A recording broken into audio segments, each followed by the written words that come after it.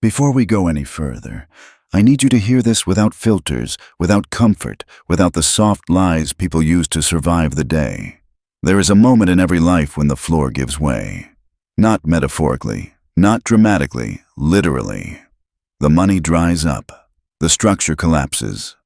The name you leaned on stops opening doors. The routine that kept you sane disappears overnight. And suddenly you're standing there with nothing but breath in your lungs and noise in your head. Most people call this failure. Machiavelli would call it initiation. Because here is the truth. No one prepares you for. The moment you lose everything is not when you are weakest. It is when you are finally uncontrollable. When you still have status, you hesitate. When you still have comfort, you negotiate with your fear. When you still have something to protect, you move slowly, carefully, politely. But when it's gone, when the platform, the income, the safety net, the applause are stripped away, you enter a rare psychological territory. Nothing left to defend, nothing left to perform, nothing left to lose. Only agency. Power does not live in possessions. It lives in posture. A king without a throne is still a king. A throne without a king is just furniture. Systems can be shut down. Accounts can be erased. Titles can be revoked. But what you've learned, what you've survived, what you can execute under pressure, those things cannot be confiscated. This is the mistake people make when they panic. They mourn the symbols instead of mobilizing the source. When everything collapses, the world gets smaller, brutally smaller. It narrows to what you can carry, what you can access, and what you can think clearly enough to do next. That narrowing feels like suffocation to the unprepared. To a strategist, it's clarity. Noise disappears. Illusions burn off. What remains is raw signal. Machiavelli never wrote for people who wanted comfort. He wrote for people who wanted to survive hostile terrain. And this moment of total loss, is the terrain he trained for without ever naming it. When fortune tears away the decorations, what's left is your capacity to adapt faster than reality can punish you. Here's the first mental shift you must make, and it's non-negotiable. Panic is not an emotion, it's a tax. It drains energy, clouds sequencing, and turns solvable problems into spirals. So you do not ask, why did this happen? That question produces nothing. You ask, what is true right now? One fact, just one. You are alive. Everything else is adjustable. From that single fact, you move to inventory. Not emotional inventory, not regret. Tactical inventory. What do you still control? Identification, access points, contacts, tools, skills that convert into cash. This is not nostalgia. This is reconnaissance. You list what exists and what's missing the way a general surveys a battlefield after a loss. No judgment, only data. Then comes triage.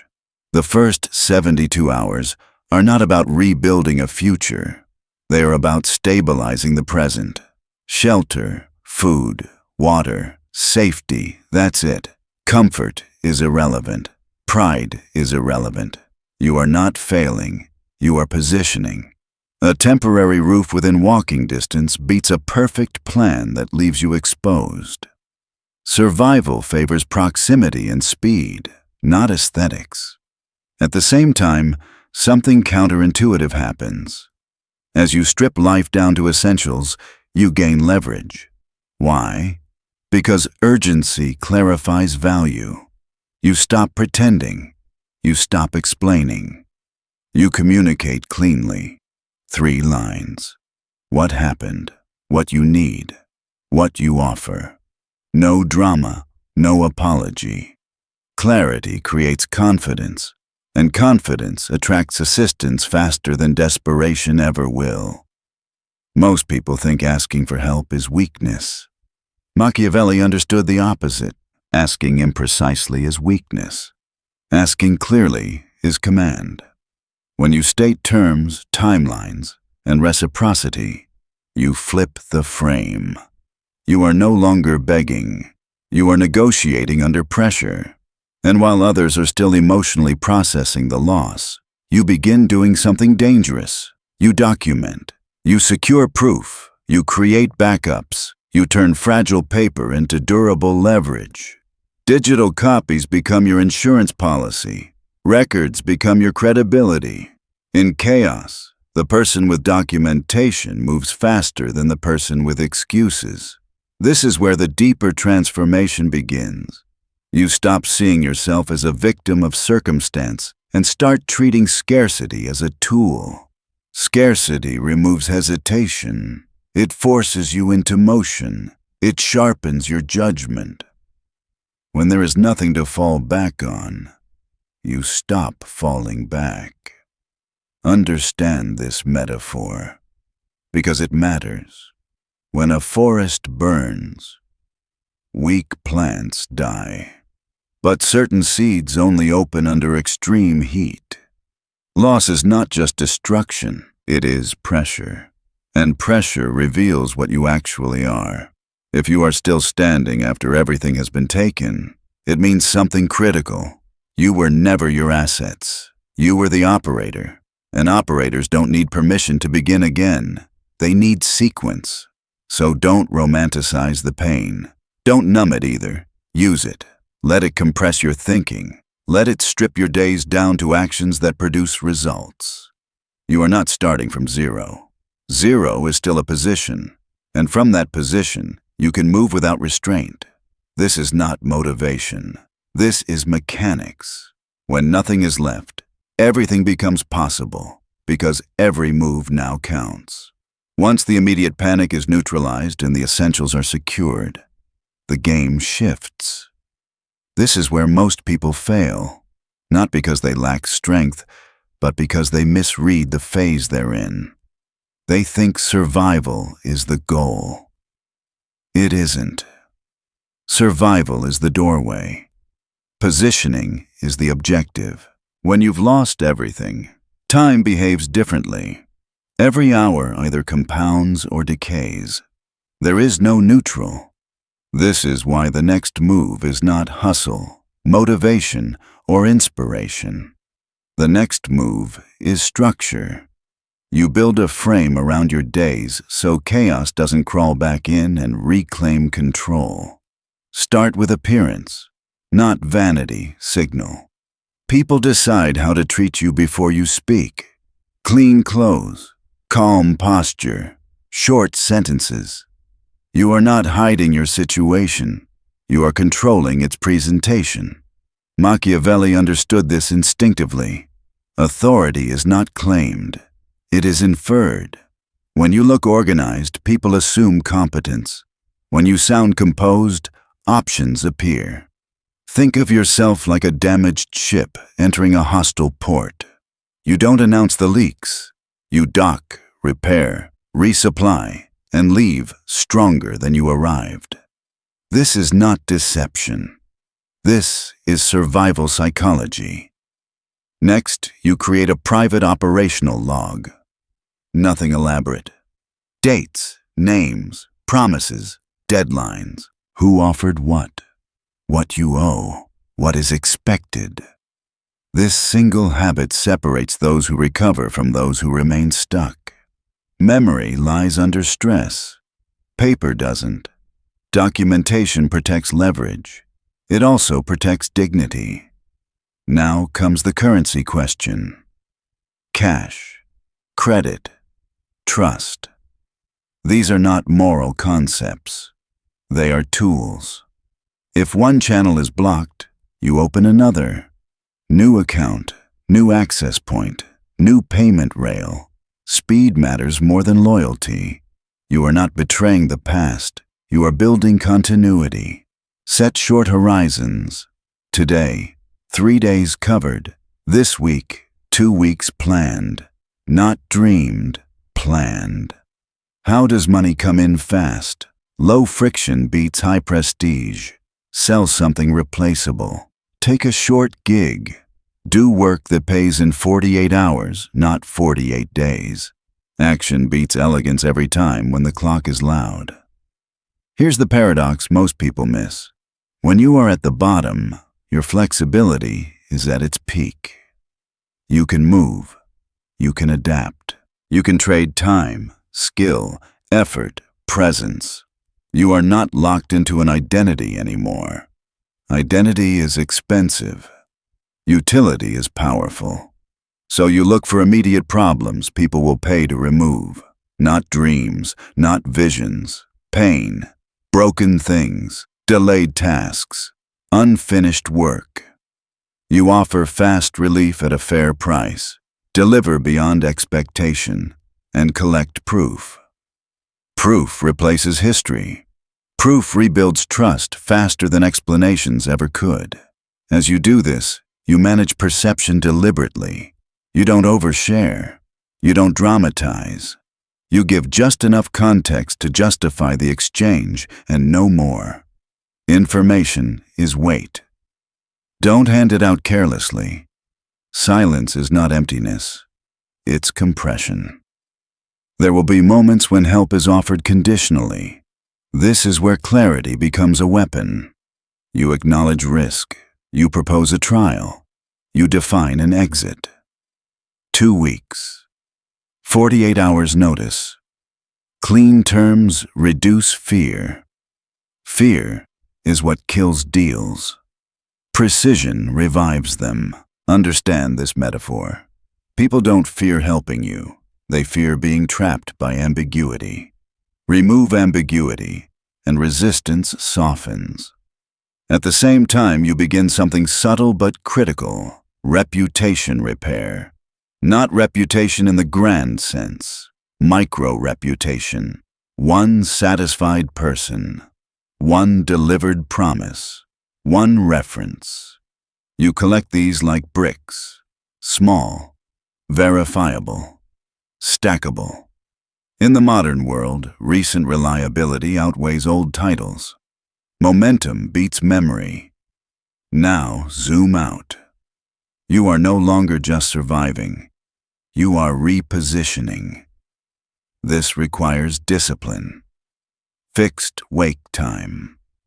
Fixed sleep time. Even if the bed changes, rhythm stabilizes cognition. Cognition drives decisions. Decisions compound outcomes. You protect this chain ruthlessly. Every week you review. What produced cash? What drained energy? What created leverage? You cut what weakens you. You double down on what moves the needle. No sentiment, no nostalgia. This is not punishment. This is calibration. You will feel moments of shame. That's normal. Shame is the residue of an identity that no longer fits. Don't obey it. Observe it. Shame thrives in secrecy. Transparency with the right people dissolves it. Precision replaces it. Here is the deeper Machiavellian truth. When you have nothing, you gain strategic invisibility. Expectations drop. Scrutiny fades. This is a gift. It gives you room to experiment without surveillance. Use it. Try small cycles. Offer, deliver, adjust, repeat. Each cycle sharpens you. Think of this phase as a forge. Heat is constant. Pressure is unavoidable. But what emerges is not random. Steel forms when impurities burn away.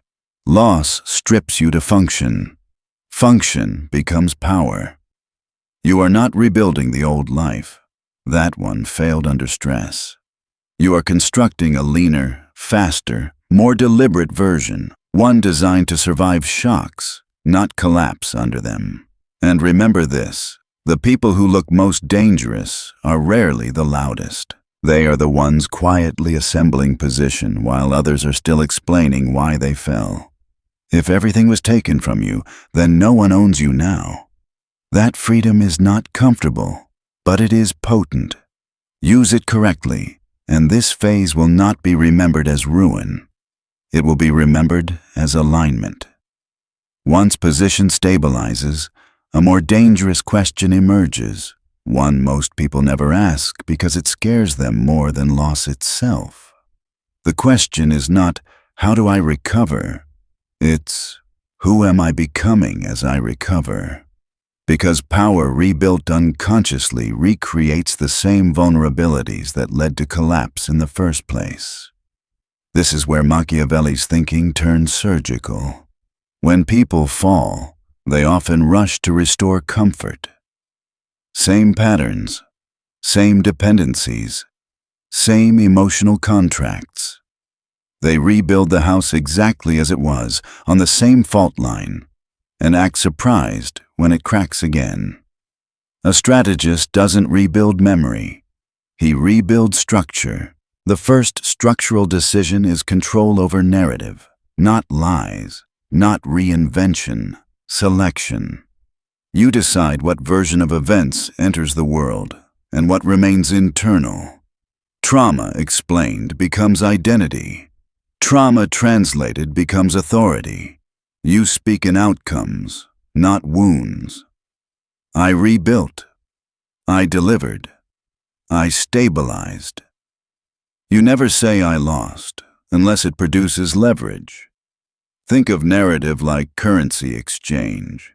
Raw emotion is unspendable. Structured experience converts. Now comes the second shift. Leverage stacking. You do not chase one opportunity at a time. That's fragile. You build parallel channels, small, repeatable streams that don't depend on permission. One skill becomes two become three, not to impress, but to compress time. A single skill feeds you. A stack frees you.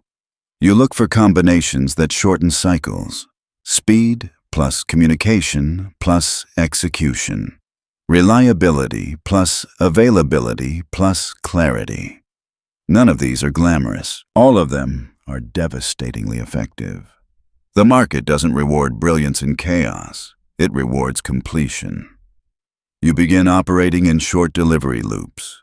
48 hours, 72 hours, 1 week. Each loop produces proof. Proof becomes trust. Trust increases price. Price buys stability. Stability buys optionality. Optionality is the real objective. Most people think security comes from certainty. Machiavelli understood the opposite. Security comes from options. When one door closes, you step sideways, not backward. Options turn crises into inconveniences. At the same time, you establish separation in your finances. Not wealth discipline. One account to live. One to buffer. Even a small reserve changes psychology. A $50 buffer reduces panic. 100 creates pause. Pause creates better decisions. This is not about amounts. It's about control. Now, something subtle happens. As you stabilize, people begin to reappear. Old contacts, familiar faces. Some with genuine support. Some with curiosity. Some with hidden expectations. This is where many people undo themselves. You do not rush back into old roles. You observe. Who respected your boundaries when you had nothing to offer? Who vanished? Who returns only now that you look stable again? Data matters. Memory lies. Behavior reveals. Machiavelli warned against emotional generosity without calculation. Not because kindness is weakness, but because unearned access erodes power. You don't punish. You don't confront. You simply adjust distance. Distance is not cruelty. Distance is filtration. Now we move into negotiation. Everything is negotiation: rent, work, timelines, terms. The mistake people make is thinking negotiation is confrontation. It isn't. Negotiation is framing risk, so both sides feel protected. You acknowledge the other side's concern. You offer a trial. You define exit conditions. This lowers fear. Fear blocks agreement. Precision dissolves it. Think of negotiation like architecture. You don't argue with gravity. You design around it. You also begin documenting everything. Calls, messages, promises.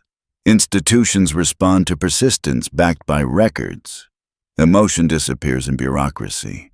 Paper remains. This is how you prevent future exploitation. As the weeks pass, you build something more valuable than money. Predictability of output. You show up. You deliver. You follow through. In a world saturated with talk, consistency becomes rare. Rarity becomes demand. Now let's address the internal threat, the one that destroys more rebuilds than bad luck ever could. Impatience. Recovery creates hunger. Hunger creates urgency. Urgency tempts shortcuts. High-interest traps, bad partnerships, vague promises. If an offer reduces your freedom at the end of the week, you decline it. Every time, ask yourself one question before any commitment. Does this increase my options or narrow them?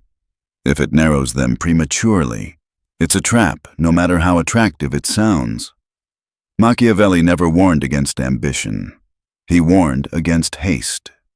Timing is a weapon.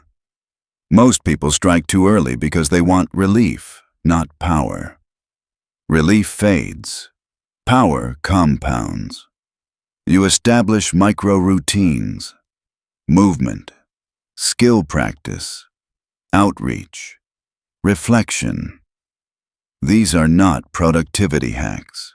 They are psychological anchors. When the world is unstable, routine becomes territory you control. Control restores confidence. Confidence sharpens judgment. Now comes the deeper reframe. You stop seeing loss as misfortune and start seeing it as exposure. Exposure of weak assumptions, weak alliances, fragile systems. This knowledge is expensive, but you've already paid for it. Use it. You don't rush to be impressive. You aim to be durable. Durability survives trends. Durability attracts long-term allies. Durability turns temporary recovery into lasting advantage. Think of your life like a supply chain. Single points of failure must be eliminated. Redundancy is not waste, it's insurance.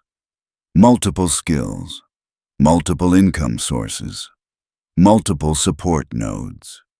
No single collapse should ever take you back to zero again. By now, you should feel something shift. Not happiness, not relief. Something colder, more stable. Agency. You no longer wait for permission to act. You don't seek validation for decisions. You test, measure, adjust, repeat. This is the Machiavellian resurrection, not dramatic, not loud, not moralized, methodical, strategic, quiet. And here is the paradox. The more composed you become, the less you need to announce it. People feel it. Institutions respond to it. Opportunities move toward it. You are no longer rebuilding to survive. You are rebuilding to never be cornered again.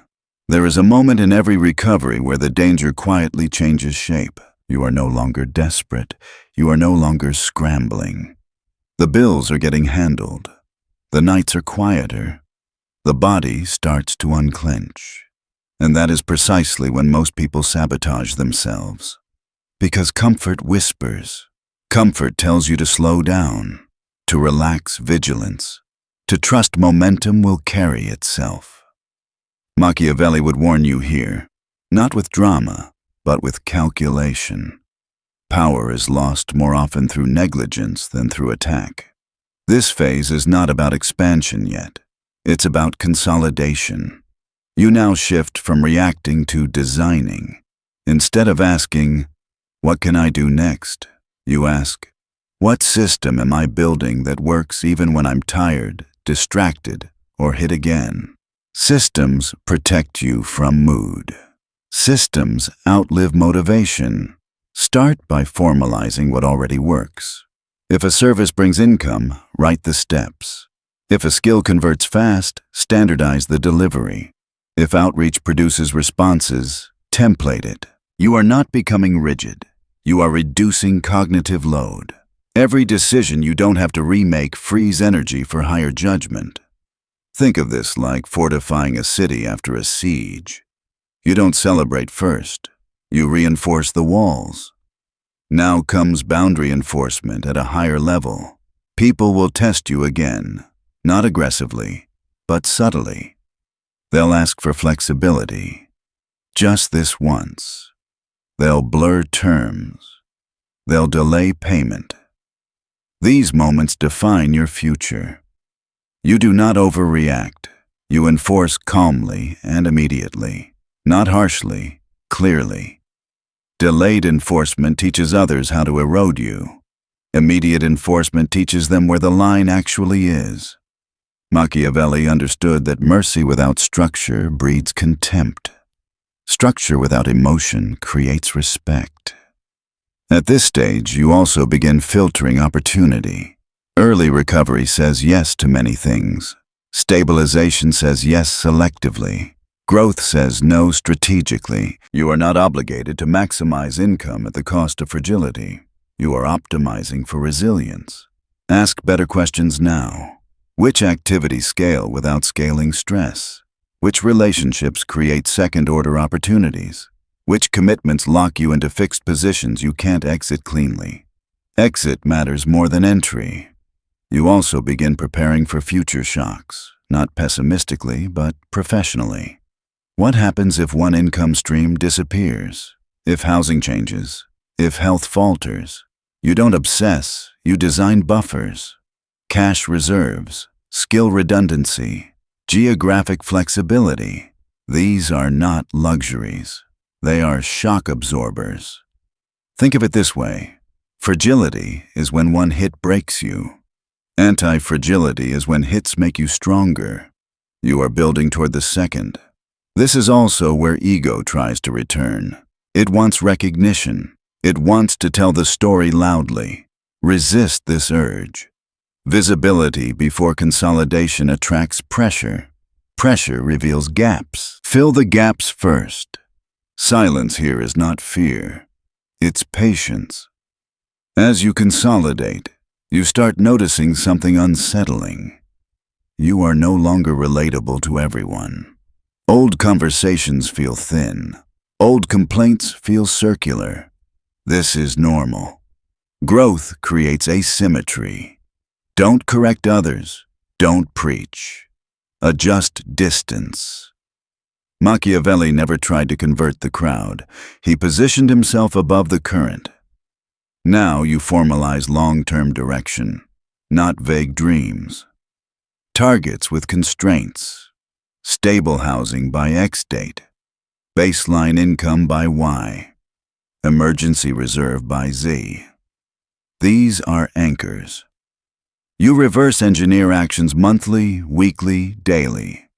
Strategy becomes calendar. And here's the key insight most people miss. Stability is not the end game. It is the launch platform. You are not rebuilding to be safe forever. You are rebuilding to choose risk deliberately. Chosen risk creates upside. Forced risk destroys it.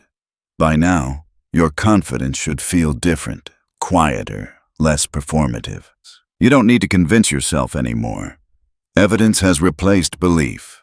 You've seen what you can do with nothing. That knowledge doesn't fade. This is where identity finally updates. You stop saying, "I'm trying to recover," and start thinking, "I know how to rebuild." That distinction is everything. One is temporary, the other is permanent. Think of this stage like tempering steel. The blade already exists.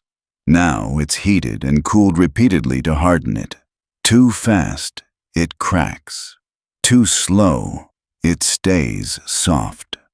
Precision matters. You move deliberately. You protect what you've built. You prepare quietly for the next ascent. Because the final phase is not about survival, not about recovery, not even about stability. It's about converting everything you learned under pressure into a durable advantage that most people will never have, because they never had to earn it the hard way. This is the final shift, and it's the one that separates people who recover from people who ascend. Up to now, everything has been about regaining ground, stabilizing, consolidating, hardening yourself against collapse. But there comes a moment when survival instincts must evolve into strategic intent. If they don't, you stay alert forever, defensive forever, living like the ground could disappear again at any second. That's not power. That's prolonged emergency. Machiavelli would tell you this plainly. A man who only reacts to threats never becomes sovereign. Sovereignty begins when you stop asking how to avoid loss and start deciding what future you are deliberately building toward. So now you set a horizon. Not a fantasy, not a vague dream. A concrete picture of your life 12 months from now. Where you live, how your money flows, how much margin you have between effort and survival, what you refuse to tolerate. This horizon is not motivation. It's alignment. It tells your nervous system when to push and when to wait. Then you reverse engineer ruthlessly. If the target is stable housing, what must be true in 90 days? If the target is a baseline monthly income, how many clients, contracts, or outputs does that require? What is the price per unit? What pipeline fills those slots? Strategy stops being inspirational and becomes arithmetic. This is where most people fail again, because arithmetic removes ego. It exposes wishful thinking, but it also gives you something priceless: predictability. You are no longer hoping things work out. You are executing toward known thresholds. At this stage, you also master strategic storytelling, not manipulation. Translation. You frame your journey in terms of outcomes and competence, not trauma. I rebuilt from zero. I delivered consistently under pressure. I created stability without external support. These are not confessions, they are signals. People don't invest in pain, they invest in demonstrated capability. You also begin converting income into assets, not grand ones, but functional ones. Tools that increase output, deposits that buy better terms, storage that protects what you've rebuilt. Each asset reduces friction in the next phase. Each one is a vote for continuity. And now, something critical happens internally. You stop fearing loss, not because loss is impossible, but because you know the protocol. You've run it before. You've lived through the worst-case scenario and discovered it didn't erase you. That knowledge changes how you negotiate, how you choose, how you walk away. Fear loses leverage when it's been audited. This is when people notice a shift in you. You're calmer under pressure, less reactive, more selective. You don't rush to explain. You don't chase validation. You don't cling to stability like it's fragile glass. Stability becomes a base, not a cage. Machiavelli understood this transformation deeply. The man who has survived dispossession and rebuilt deliberately is no longer governed by fortune. He can bend. He can wait. He can strike precisely because he is not afraid of temporary loss. You also begin guarding your buffers with discipline. When surplus arrives, you don't splurge impulsively. You allocate automatically. Essentials, reinvestment, reserve. This ritual prevents relapse. It ensures that the next shock, because there will always be one, doesn't drag you back to the beginning. Now, let's address the final illusion. Many people think success is the opposite of loss. It isn't. Success is what loss teaches you to protect.